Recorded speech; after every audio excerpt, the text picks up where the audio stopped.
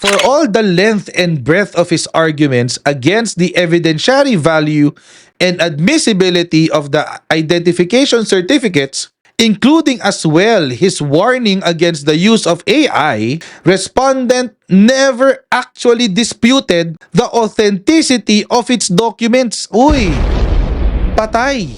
Binigyan siya ng pagkakataon sagutin. Number 1, kung authentic ba yung dokumento. Pangalawa, kung tama ba yung nakasulat dun sa mga dokumento. Ang sinasabi lang niya, peke yung dokumento. Okay, so ano ebidensya mo na peke? Mukhang di siya nagpakita eh.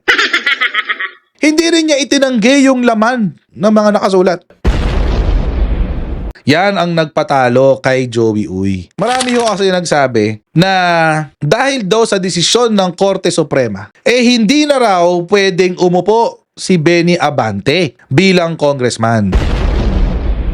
Number 1, iba po yung kasong nakasalang sa Korte Suprema. Yun ay pang LGU o Local Government Unit. Ito yung sa mga mangudadato yata to eh. At ang kaso po na ito ay tungkol sa residency. So sa residency requirement for governor. Ngayon mga kababayan, meron po kasing decision sa kaso na ito na nagsabi rin mga kababayan na ang second placer sa eleksyon ay hindi automatic na uupo kapalit nung nanalo. Ang mga DDS, ang sinabi nila, kawawa naman si Benny Abante, di ba ako po?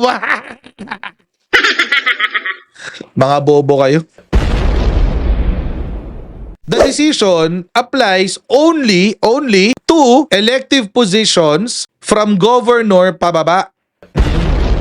Bakit? Kasi ang decision kasi ng Korte Suprema, dapat ang succession ng susundin mo ay ang Local Government Code. Ang Local Government Code po ba ay nag-a-apply sa mga kongresista? Hell to the no.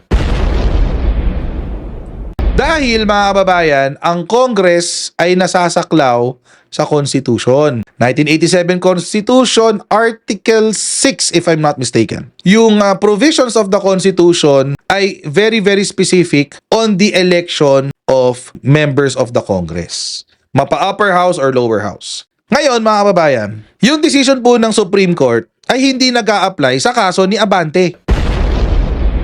Dahil number 1, hindi naman yun ang desisyon ng Korte Suprema. Kanina mga kababayan, nagdeklara ang COMELEC NBank. NBank na to hindi na ito first division, hindi na second division. Ito ibig sabihin lahat ng commissioner ng COMELEC ay nagdesisyon na ang kanilang iuupo bilang kongresista ng Metro Manila 6th District if I'm not mistaken ay si Benny Abante. Patay tayo dyan. Gulo na naman to guys. Paano si Uy? Wala na. Sorry siya. Di siya nakaupo eh. Si Benny Abante ang dineklara nila na opisyal na uupo bilang congressman starting tomorrow. Bakit? Because of the question of citizenship. Sa resolution daw ng second division ng COMELEC, ang sabi, si respondent hindi natural-born citizen. He is at most a naturalized Filipino citizen. Ngayon may problema po si Joey Uy. Ano ang problema? Our Constitution is very specific pagdating sa election of members of the Congress, Article 6. You have to be a natural-born citizen. Hindi pwedeng naturalized. Sa posisyon ng presidente, vice-presidente, and members of the legislative, members of the judiciary, hindi pwede ang naturalized. Kailangan doon natural-born citizen. No.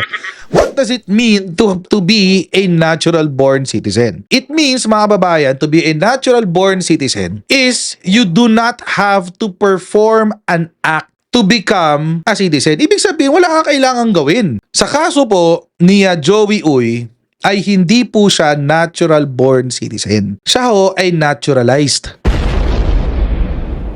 At ang masakit mga kababayan, binigyan siya ng pagkakataon na sagutin yung issue. Kaso, hindi niya sinagot yung issue ng kanyang citizenship.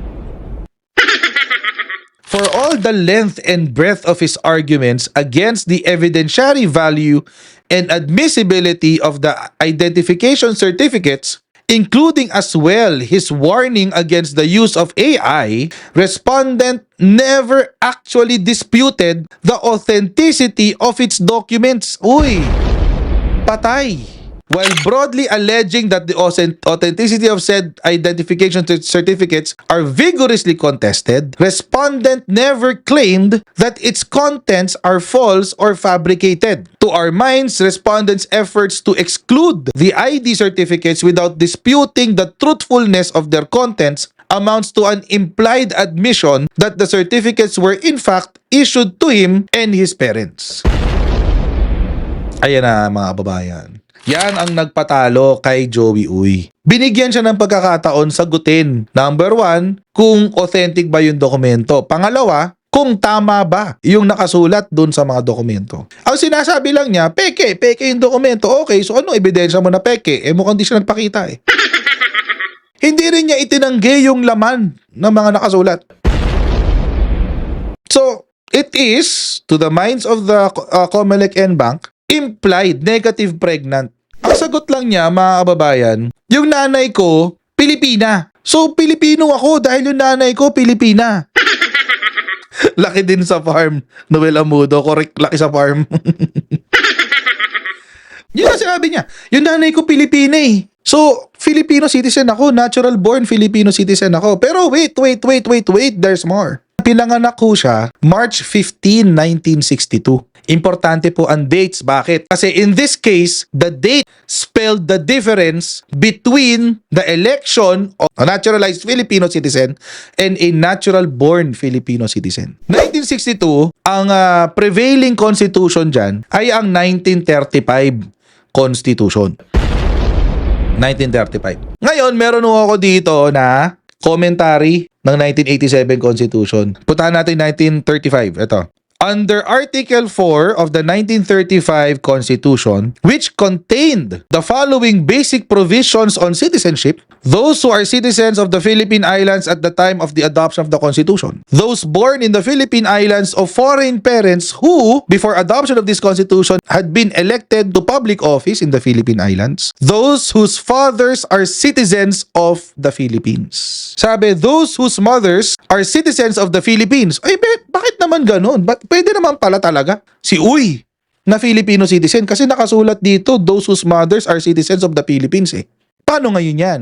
The difference is this. Upon reaching the age of majority, elect Philippine citizenship.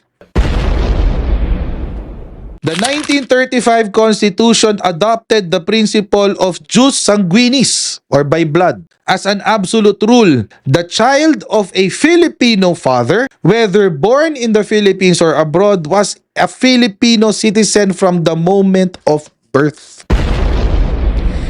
Ayun lang. Hindi Filipino citizen si Joey Uy nung pinanganak siya. Dahil siya ay pinanganak noong 1962. At ang prevailing constitution during that time was the 1935 Constitution, wherein ang citizenship ay nakabase sa citizenship ng tatay.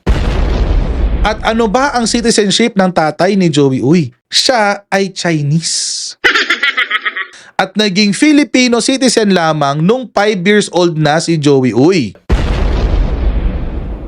So, hindi ho siya Filipino citizen. Pero isa kasi sa mga argumento ni Joey Uy, mga babayan, ay indirectly daw, pinili niya na maging Filipino citizen. Indirectly. Pinili daw niya sa kanyang something to the effect of, pinili daw niya sa mga papeles niya na siya ay Filipino citizen, blah, blah, blah, whatever. Ngayon, mga kababayan, may problema ho doon kasi sa 1935 Constitution, nakasulat, those who are naturalized in accordance with law.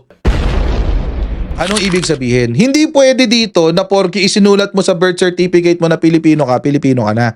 O hindi, sa mga papeles mo pala na Pilipino ka na. Hindi ganun. Kailangan sundan mo yung batas sa kung paano ma-naturalize. Yun ang sinasabi po ng 1935 Constitution. So si Kong Abante will sit as the congressman. Legally, yes. Oo. Paano ngayon si Uy? Wala. Lahat ng boto sa kanya magiging stray votes. So, it's as if hindi siya tumakbo. Yun na masakit doon, mga babayan. It's as if hindi ka tumakbo. Sayang effort mo.